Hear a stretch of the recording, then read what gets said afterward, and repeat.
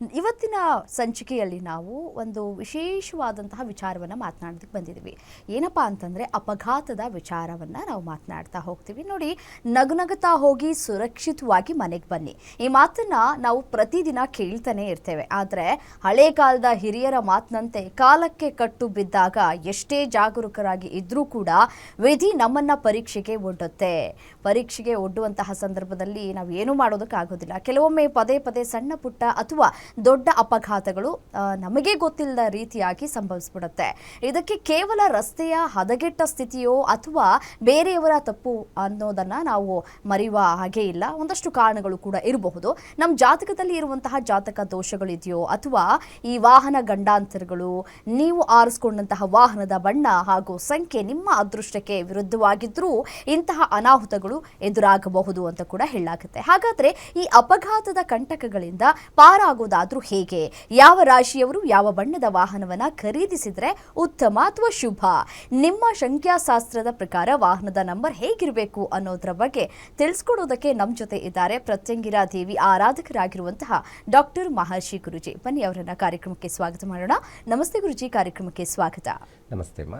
ಆಕಾಶಾತ್ ಪತಿತಂ ತೋಯಂ ಯಥಾಗಚ್ಚತಿ ಸಾಗರಂ ಸರ್ವ ದೇವ ನಮಸ್ಕಾರಂ ಕೇಶವಂ ಪ್ರತಿಗಚ್ಚತೆ ಹರೇ ಶ್ರೀನಿವಾಸ. ಎಲ್ಲರಿಗೂ ಸಹ ನಮಸ್ಕಾರಗಳು. ಗುರುಜಿ, ಇವತ್ತಿನ ವಿಚಾರ ನಾವು ನೋಡ್ತಾ ಹೋಗೋದಾದರೆ ಬಹಳ ಇಂಪಾರ್ಟೆಂಟ್. ಅಪಘಾತ ಅನ್ನೋದು, ಅಪಘಾತ ಯಾವಾಗತ್ತೆ ಹೇಗಾಗತ್ತೆ ಅಂತ ಹೇಳಿ ನಾವು ಭಾವಿಸೋದಕ್ಕೆ ಸಾಧ್ಯವೇ ಇಲ್ಲ. ನಾವು ನಿಧಾನಕ್ಕೆ ಹೋಗ್ತಾ ಇರ್ತೀವಿ, ಟ್ರಾಫಿಕ್ ನಿಯಮವನ್ನು ಕೂಡ ಪಾಲನೆ ಮಾಡ್ತಾ ಇರ್ತೀವಿ. ಆದರೂ ಕೂಡ ಈ ಅಪಘಾತಗಳು ಪದೇ ಪದೇ ಆಗ್ತಾನೆ ಇರುತ್ತೆ. ಸಣ್ಣ ಪುಟ್ಟ ಅಪಘಾತಗಳಾದರೆ ಏನೋ ಜಸ್ಟ್ ಮಿಸ್ ಆಗ್ತೀವಿ. ಆದರೆ ನಮ್ಮದಲ್ಲದ ತಪ್ಪಿಗೆ ಅಪಘಾತ ಆದಾಗ ಏನು ಕಾರಣ ಇರಬಹುದು ಶಾಸ್ತ್ರದ ಪ್ರಕಾರ ಅಂತ ಹೇಳ್ತಾ ಹೋಗೋದಾದರೆ? ನೋಡಿ, ಸಾಮಾನ್ಯವಾಗಿ ಒಂದು ಜಾತಕದಲ್ಲಿ ಕೆಲವೊಂದು ಅಪಘಾತಗಳು ಪದೇ ಪದೇ ಆಗ್ತಾ ಇದೆ ಅಂತ ಹೇಳಿದ್ರೆ ನಿಮಗೆ ಅಷ್ಟಮ ಸ್ಥಾನದಲ್ಲಿ ಒಂದಷ್ಟು ಗ್ರಹಗಳ ಸಂಯೋಗ ಪ್ರಮುಖ ಕಾರಣ ಅಂತ ಹೇಳ್ತೀವಿ ನಾವು. ಈಗಾಗಲೇ ಅಪಘಾತ ಹಾಗೆ ದುರ್ಮರಣ ಹೊಂದಿರುವಂತಹ ಒಂದಷ್ಟು ಜಾತಕಗಳು ಮತ್ತು ಒಂದಷ್ಟು ಈಗಾಗಲೇ ಪದೇ ಪದೇ ಅಪಘಾತಗಳು ಆಗ್ತಾ ಇದೆ.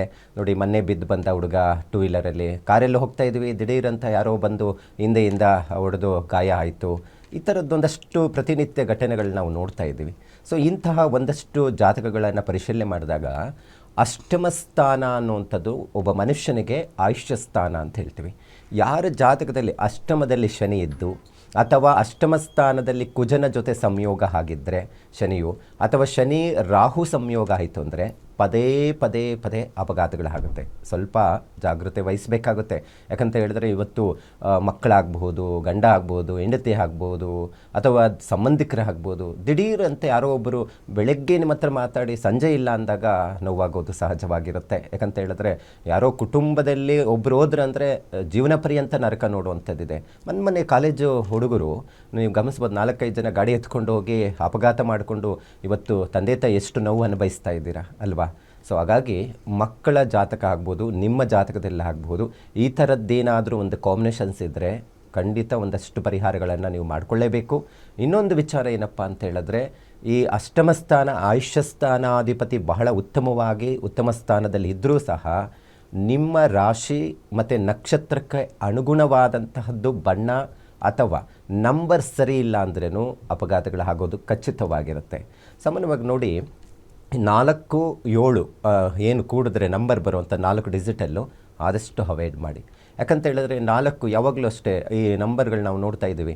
ಒಳ್ಳೆ ಲಕ್ಸುರಿ ಕಾರುಗಳು ಇರುತ್ತೆ, ಹೋಗ್ತಾ ಇರ್ತಾರೆ, ಎಲ್ಲಂದರೆ ಅಲ್ಲಿ ಹೋಗ್ತಾ ಇರ್ತಾರೆ. ದಿಢೀರ್ ಅವರ ಆಲೋಚನೆಗಳು ಏನಾಗುತ್ತೆ ಅಂದರೆ ಆ ಕಾರಿನ ನಂಬರು ನಿಮ್ಮ ಆಲೋಚನೆಗಳಿಗೆ ಎಲ್ಲಾದರೂ ಟ್ರಿಪ್ ಹೋಗೋಣ ಅಥವಾ ಎಲ್ಲಾದರೂ ದೂರ ಹೋಗೋಣ, ವಾರ ಆಯಿತು ಅಂದರೆ ತೆಗೆದುಕೊಂಡು ಎಲ್ಲಂದ್ರೆ ಅಲ್ಲಿ ಹೋಗ್ತಾ ಇರ್ತಾರೆ, ಸ್ಪೀಡಾಗಿ ಹೋಗ್ತಾ ಇರ್ತಾರೆ. ಯಾಕಂದರೆ ಆ ನಂಬರ್ ಬಂದು ನಿಮಗೆ ಯಾವಾಗಲೂ ಮನಸ್ಸನ್ನು ವಿಚಲಿತಗೊಳಿಸುವಂಥದ್ದಿರುತ್ತೆ, ಚಂಚಲತೆ ಮಾಡುವಂಥದ್ದಿರುತ್ತೆ. ಸ್ಪೀಡಾಗಿ ಹೋಗೋಣ, ಇನ್ನೂ ಸ್ವಲ್ಪ ಹೋಗೋಣ ಅನ್ನೋವಂಥ ಆಸೆಗಳನ್ನು ಹುಟ್ಟಿಸ್ತಾನೆ. ಸೊ ಏಕೆಂದರೆ ರಾಹು ಆ ರೀತಿ ಕೆಲಸ ಮಾಡುವಂಥದ್ದಿರುತ್ತೆ.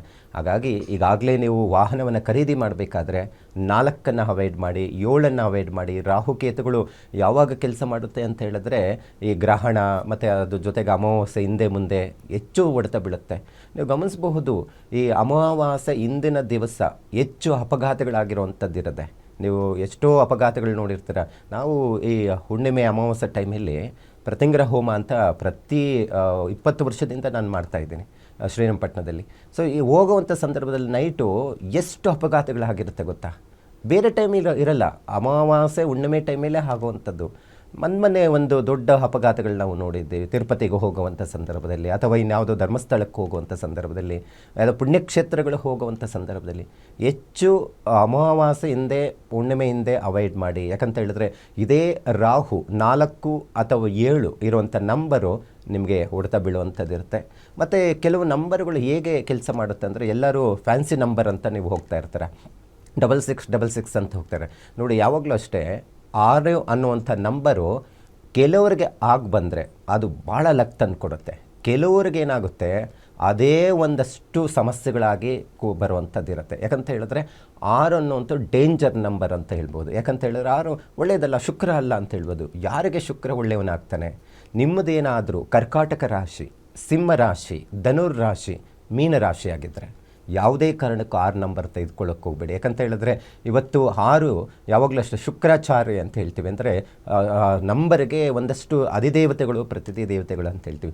ಈ ಶುಕ್ರಾಚಾರ್ಯ ಯಾರು? ಪುರಾಣದಲ್ಲಿ ನಾವು ಹೋದಾಗ ಒಂದಷ್ಟು ದೈತ್ಯ ರಾಕ್ಷಸರುಗಳ ಗುರುಗ್ರಹ ಆಗಿರ್ತಾನೆ. ಅಂದರೆ ದುರ್ಮರಣಕ್ಕೆ ಹೆಚ್ಚು ದಾರಿಯನ್ನು ಕೊಡುವಂಥವನಾಗಿರ್ತಾನೆ. ಕೆಲವರಿಗೆ ಕೆಟ್ಟದ್ದು ನಂಬರು ಅಂತ ಹೇಳಿದ್ರೆ ಖಂಡಿತ ಅಪಘಾತಗಳು. ನೀವು ಗಮನಿಸಬಹುದು, ಹೈವೇಗಳಲ್ಲಿ ಭಾಳ ದೊಡ್ಡ ಮಟ್ಟಿಗೆ ಕೆಲವೊಂದಷ್ಟು ಅಪಘಾತಗಳು ಆಗಿರುವಂಥದ್ದು, ಬಹಳ ಒಂದರಿಂದ ಅಪಘಾತಗಳು ಆಗಿರೋದು ಇದೇ 6666 ಅಥವಾ 6 ಕೂಡಿದ್ರೆ. ಅಂದರೆ ಎಲ್ಲ 66 ಅಂತ ಬರೋದಿಲ್ಲ, ಆ 4 ಡಿಜಿಟಲ್ ಏನಿರುತ್ತೆ ಅದು ಕೂಡಿದಾಗ 6 ಬಂದಿರುವಂಥವ್ರು ಯಾರಿದ್ದಾರೆ, ಇದೇ ರಾಶಿಯವರು, ಕರ್ಕಾಟಕ, ಸಿಂಹ, ಧನಸ್ಸು, ಮೀನ ರಾಶಿಯವರಿಗೆ ಡೇಂಜರ್ ನಂಬರ್ ಅಂತ ಹೇಳ್ಬಹುದು.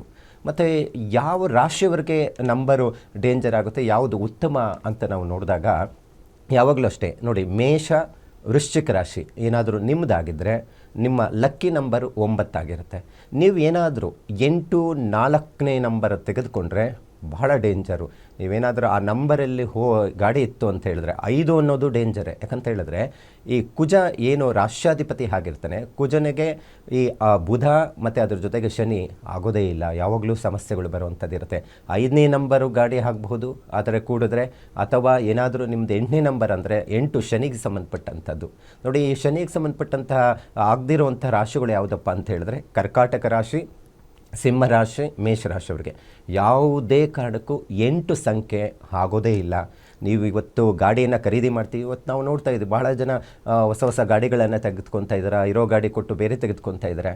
ಆದರೆ ನಿಮ್ಮ ಜೀವನವನ್ನು ಸುರಕ್ಷಿತವಾಗಿ ಇಟ್ಕೋಬೇಕಂದ್ರೆ ನಿಮ್ಮ ತಗೊಳ್ಳುವಂಥ ನಂಬರು, ಬಣ್ಣ ಬಹಳ ಅಗತ್ಯ ಇದೆ.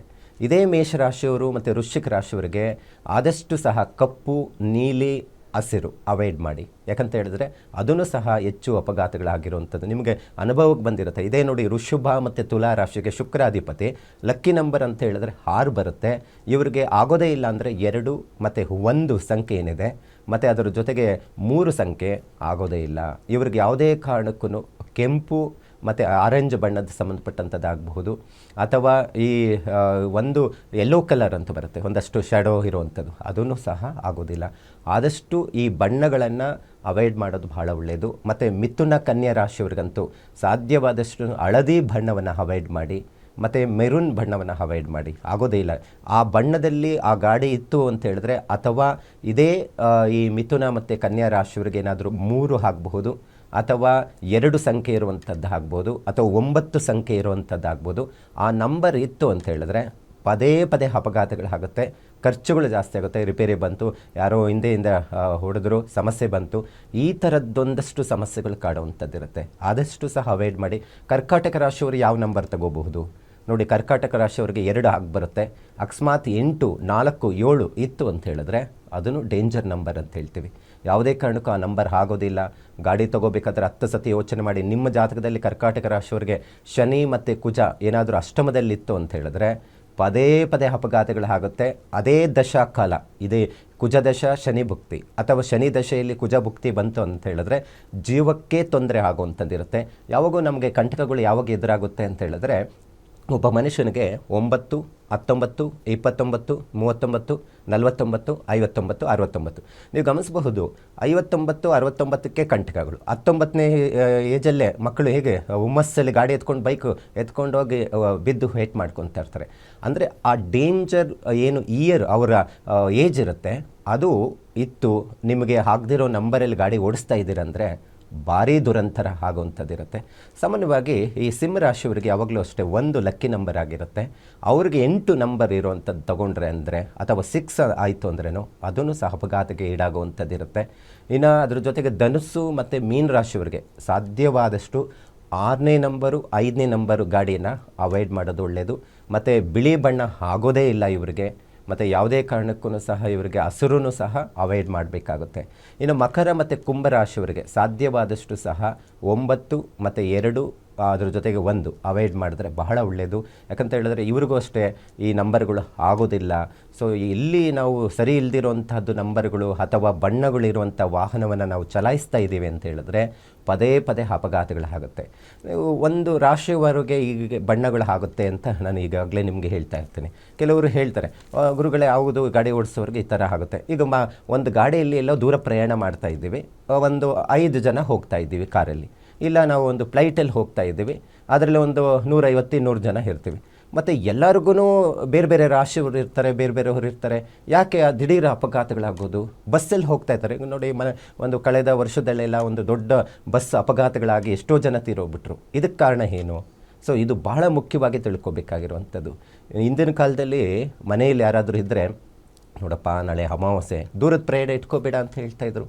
ಯಾಕೆ ನೋಡಿ, ಯಾವುದೇ ಒಂದು ಈ ಅಮಾವಾಸ್ಯೆ ಹುಣ್ಣಿಮೆ ಸಂದರ್ಭದಲ್ಲಿ ಒಂದಷ್ಟು ಅವಘಡಗಳಿಗೆ ಕಾರಣ ಒಂದಷ್ಟು ವೈಬ್ರೇಷನ್ನಲ್ಲಿ ಇರುತ್ತೆ.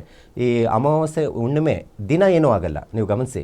ಅಮಾವಾಸ್ಯೆ ಇಂದಿನ ದಿವಸನೇ ಒಬ್ಬ ಕಳ್ಳನಿಗೆ ಕಳ್ಳತನ ಮಾಡಬೇಕು ಅಂತ ಹೇಳಿದ್ರೇನು ಅವನ ಭಾವನೆಗೆ ಅಮಾವಾಸ್ಯೆ ಹಿಂದಿನ ದಿವಸನೇ ಆಲೋಚನೆ ಮಾಡ್ತಾನೆ. ಅಂದರೆ ಆ ನೆಗೆಟಿವ್ ಆಲೋಚನೆಗಳು ಜಾಸ್ತಿ ಬರುತ್ತೆ, ನೆಗೆಟಿವ್ ಎನರ್ಜಿ ಕೆಲಸ ಮಾಡ್ತಾ ಇರುತ್ತೆ.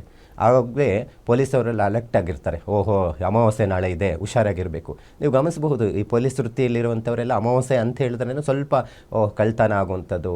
ಯಾಕಂದರೆ ಆ ನೆಗೆಟಿವ್ ಎನರ್ಜಿ ಕೆಲಸ ಮಾಡ್ತಾ ಇರುತ್ತೆ. ಇವತ್ತೇನಾದರೂ ನೀವು ಗಾಡಿಗಳನ್ನು ತೆಗೆದುಕೋಬೇಕಾದ್ರೆ ಬಹಳ ಹುಷಾರಾಗಿ ಅದನ್ನು ನಿಮ್ಮ ರಾಶಿಗಾಗುತ್ತಾ, ಬಣ್ಣ ಆಗುತ್ತಾ, ಇದು ತಿಳ್ಕೊಬೇಕು.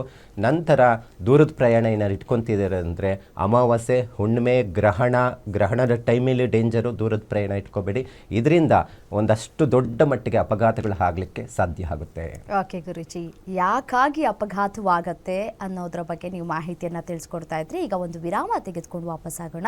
ವೀಕ್ಷಕರೇ, ನೀವು ಕೂಡ ಗುರುಜಿಯವರನ್ನು ನೇರವಾಗಿ ಭೇಟಿ ಆಗಬೇಕು ಅಂತ ಇದ್ದರೆ ಅವರ ನಂಬರ್ ಸ್ಕ್ರೀನ್ ಮೇಲೆ ಡಿಸ್ಪ್ಲೇ ಆಗ್ತಾ ಇದೆ. ಆ ನಂಬರನ್ನು ನೋಟ್ ಡೌನ್ ಮಾಡಿಕೊಂಡು ಅವರನ್ನು ನೇರವಾಗಿ ಭೇಟಿ ಆಗಬಹುದು ಅಂತ ಹೇಳ್ತಾ